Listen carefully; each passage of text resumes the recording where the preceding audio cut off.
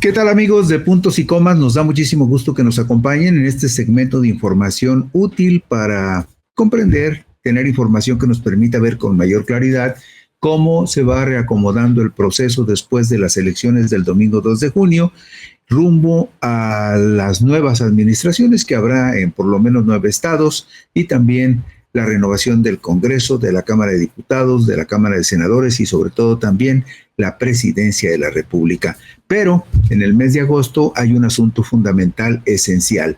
La Cámara de Diputados en particular y la Comisión de Puntos Constitucionales de la Cámara de Diputados tiene la pretensión de aprobar en el mes de agosto las 18 iniciativas de reforma constitucional que el presidente presentó el pasado 5 de febrero.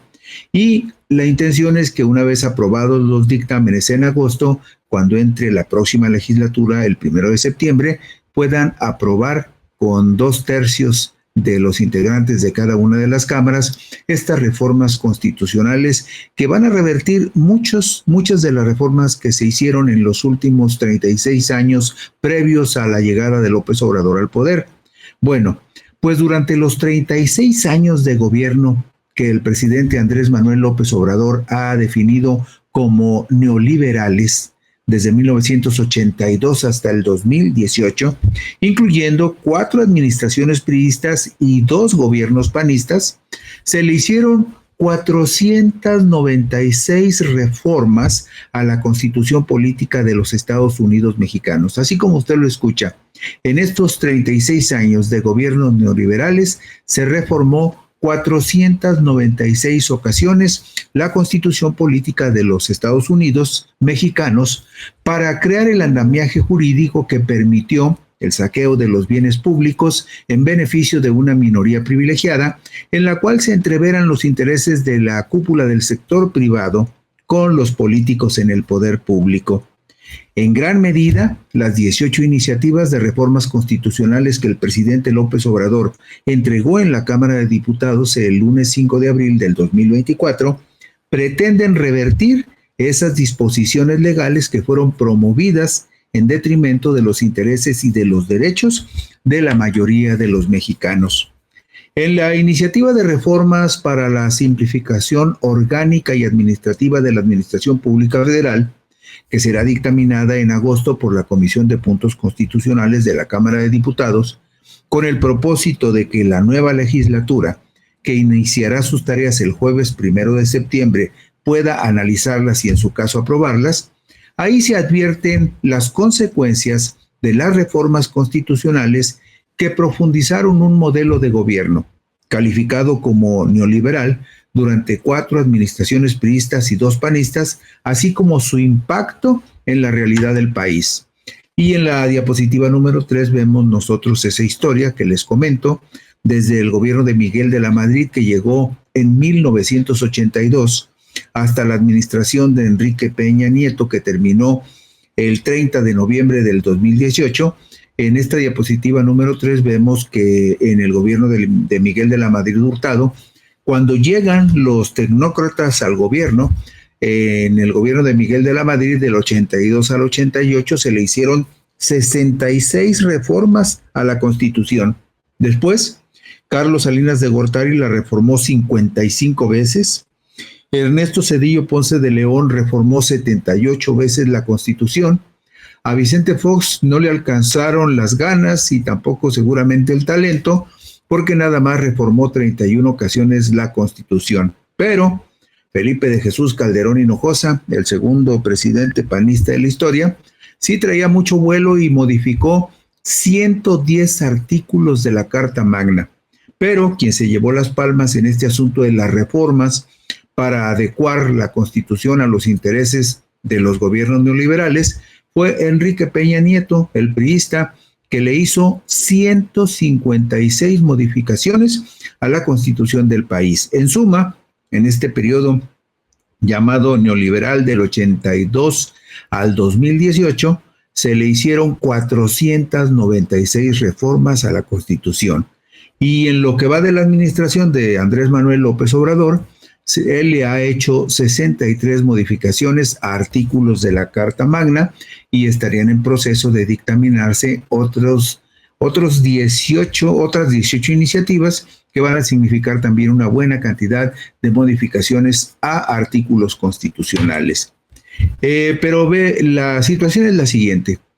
Explica la iniciativa del presidente López Obrador que a partir del gobierno encabezado por el priista Miguel de la Madrid Hurtado, del 82 al 88, que introdujo el modelo de economía neoliberal a nuestro país, se fue adoptando lo que más tarde se denominaría nueva gerencia pública. Es decir, veían el gobierno como si fuera una gerencia, como si fuera una empresa, y esta idea de la nueva gerencia pública prometía resolver los problemas del desequilibrio económico, de la corrupción, de la desigualdad, de la pobreza, de la sobreregulación administrativa, del atraso, proteccionismo e ineficiencia, endeudamiento público, inflación y muchos más, etcétera. Con la reforma del Estado, impulsada desde esa administración, se decía que México ingresaría a la modernidad. Sin embargo, como vemos en la siguiente diapositiva, en un primer momento, esto argumenta la iniciativa de López Obrador, el adelgazamiento de la administración pública federal consistió en la eliminación de unidades administrativas de las secretarías y la privatización de empresas paraestatales. Vean nada más estos datos. Entre 1982 y 1988, en los gobiernos de Miguel de la Madrid en el gobierno de Miguel de la Madrid, nada más en el gobierno de Miguel de la Madrid del 82 al 88, México pasó de tener 1,155 empresas paraestatales a solo 412. Para el año de 1993, ya en el gobierno de Carlos Salinas, solamente le quedaban al gobierno 213 empresas paraestatales. Todas las demás fueron privatizadas y entregadas a empresarios afines al gobierno en turno.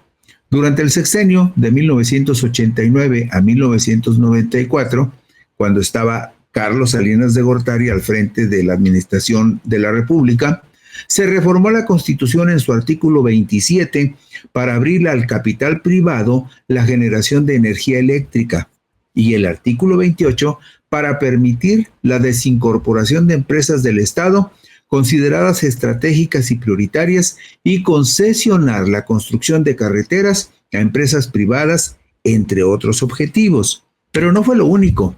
Entre 1982 y 1994, esto ya en la administración, en el 94, usted sabe que ganó la presidencia de la República otra vez el PRI con Ernesto Zedillo. Entre 1982 y 1994 se desincorporaron de la administración pública las compañías Teléfonos de México, la Banca Comercial, Altos Hornos de México, la Siderúrgica Lázaro Cárdenas Las Truchas, la Compañía Nacional de Subsistencias Populares, Fertilizantes Mexicanos, el Sistema Estatal de Televisión Imevisión, que ahora es Televisión Azteca, Mexicana de Aviación, la Compañía Minera de Cananea, Diesel Nacional, Tabacos Mexicanos, empresas pesqueras, astilleros e ingenios azucareros, entre muchas otras empresas.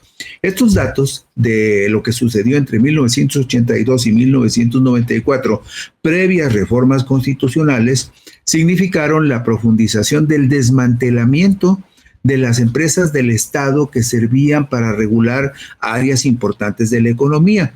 Y estas empresas que se privatizaron, pues por supuesto se entregaron a los amigos, socios o cómplices de los presidentes en turno. De 1995 a 2000 se privatizaron los ferrocarriles, los aeropuertos, los puertos marítimos y muchas otras actividades que estaban en el ámbito público.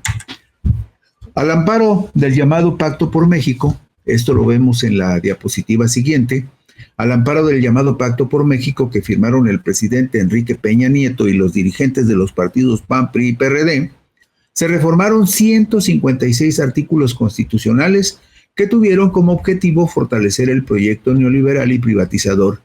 Denominadas estructurales, incluían, entre otras, la reforma energética, la reforma en materia de competencia económica, la reforma de telecomunicaciones y radiodifusión, la reforma hacendaria, la reforma laboral, la reforma educativa, la reforma política electoral que dio origen al Instituto Nacional Electoral, que los partidos políticos, usted lo sabe, se lo repartieron como si fuera un botín. Bueno, ¿cuáles son las últimas 6 de las 18 propuestas de reformas que propone el presidente y que se presume que se van a, bueno, está programado que se van a aprobar en comisiones, en la Comisión de Puntos Constitucionales? Se presume que las va a aprobar en el mes de agosto para dejarlas a disposición de la nueva legislatura, que con la mayoría calificada de Morena y sus aliados las aprobarían, porque son reformas constitucionales que requieren 2/3 de la votación, tanto en la Cámara de Diputados como de Senadores. Bueno, las últimas 6 que vamos a compartir con ustedes. Comunidades indígenas y afromexicanos. La iniciativa advierte que tiene por objeto modificar el artículo 2 de la Constitución Política para reconocer como sujetos de derecho público a los pueblos y comunidades indígenas y afromexicanos, y por lo tanto con personalidad jurídica y patrimonio propio, con lo que jurídicamente se les reconoce una mejor situación que la de ser sujetos de interés público. Un avance sustantivo de esta reforma en beneficio de los pueblos y comunidades indígenas es el establecimiento en el artículo 2 constitucional de, entre otros derechos, el de ser consultados sobre las medidas administrativas o legislativas que impacten significativamente su vida o su entorno, recibir los beneficios de los que los particulares obtengan algún lucro por actos administrativos que se expidan en su favor, así como el derecho de las mujeres, personas con discapacidad, niños, niñas y adolescentes a una vida libre de todo tipo de exclusión, discriminación y violencia, en especial de la violencia sexual y de género. También se fortalece el derecho al respeto, al desarrollo y establecimiento de sus sistemas normativos internos, sin que esto implique vulnerar otros derechos fundamentales. ¿Qué más? También se envió el presidente una iniciativa para la atención médica integral. Esto se refiere a lo siguiente.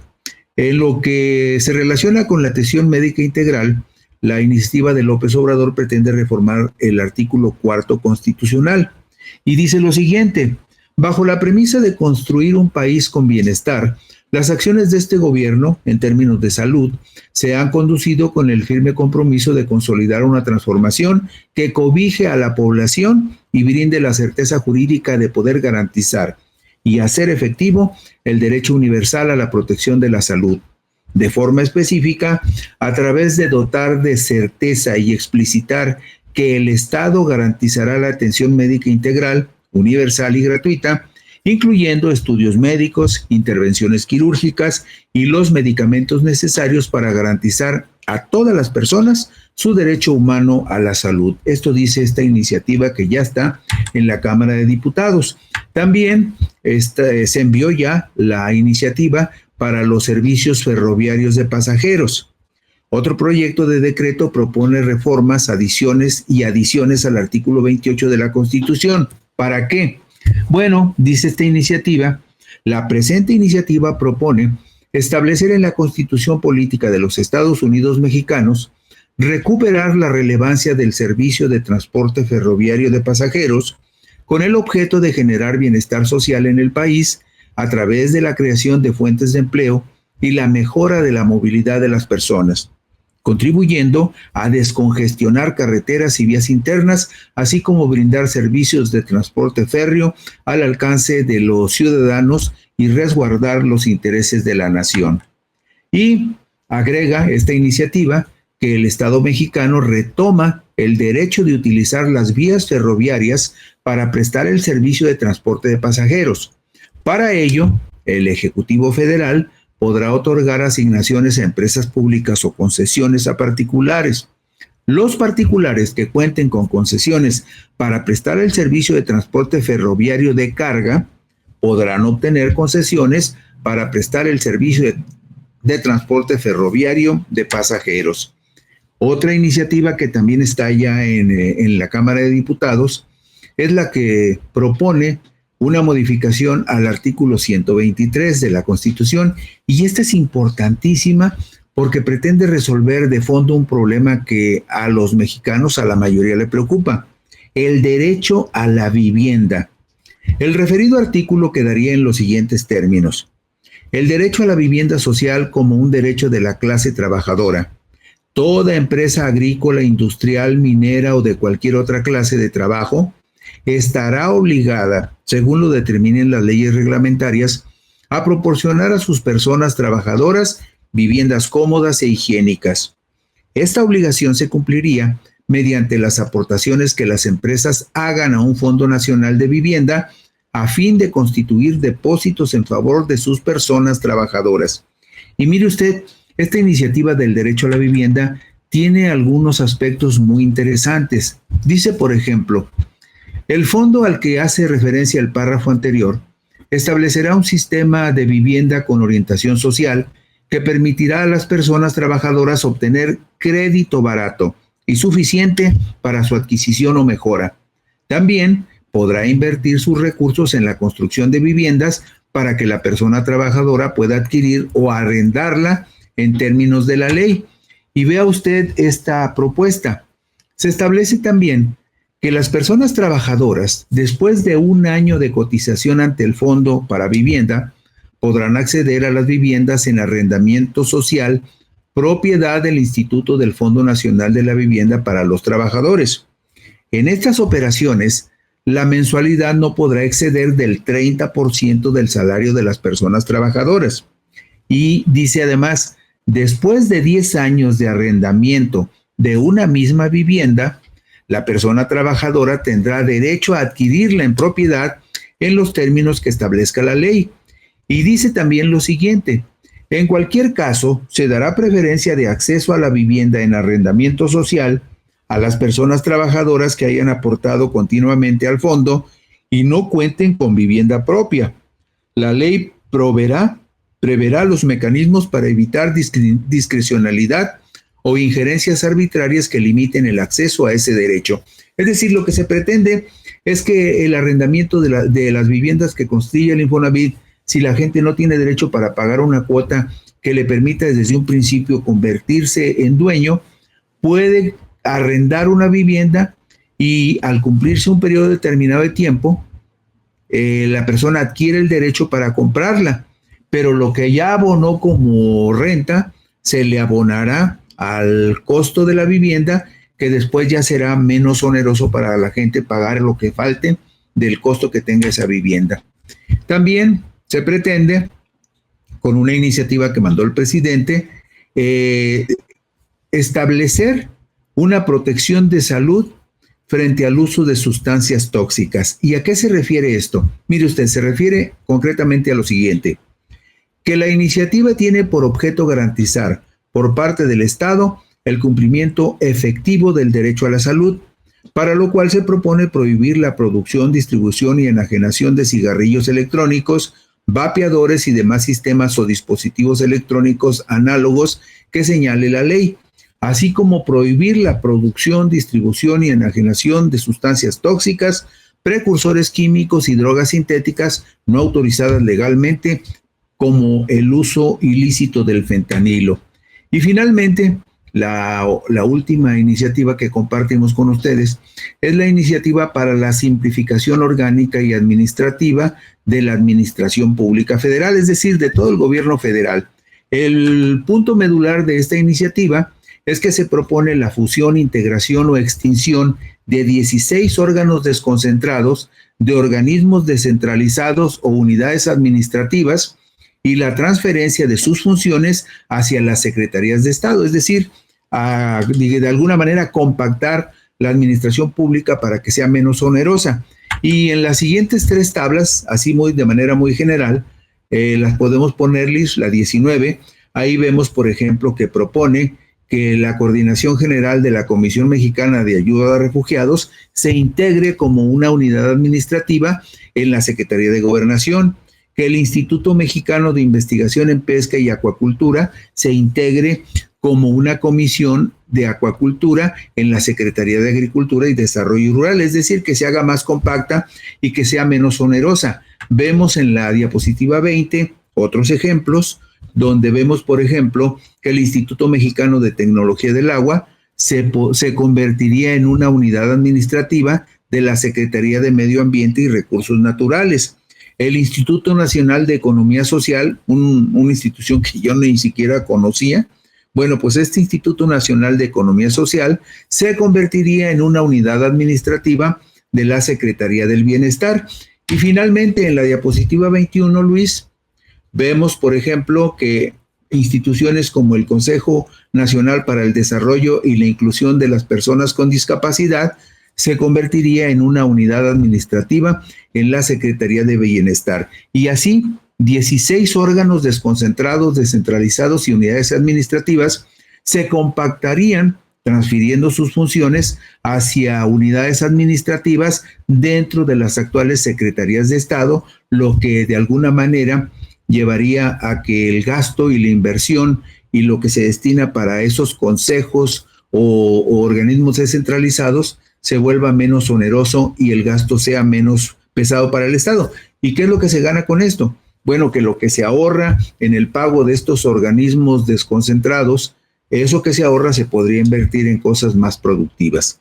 Y estas son, a grandes rasgos, pero con los detalles básicos, las 18 iniciativas del presidente que se van a analizar y se van a aprobar en comisiones en agosto y que probablemente estén discutiéndose en septiembre en el pleno de las cámaras de diputados y senadores, donde muy probablemente serán aprobadas. ¿Qué es lo que podemos rescatar de las iniciativas presidenciales? Algo muy sencillo, pero muy trascendente. Todas las que hemos compartido con ustedes tienen una intención social muy concreta en beneficio de la gente. Lo que no podríamos decir necesariamente de las casi 500 reformas que se hicieron durante el periodo neoliberal a la Constitución. 496 reformas se le hicieron entre 1982 y 2018 a la Constitución, y si la revisamos en detalle verá usted que la mayoría no necesariamente estaban orientadas en beneficio del pueblo. Y con esto concluimos hoy Puntos y Comas. Gracias, descansen, mañana por aquí nos encontramos.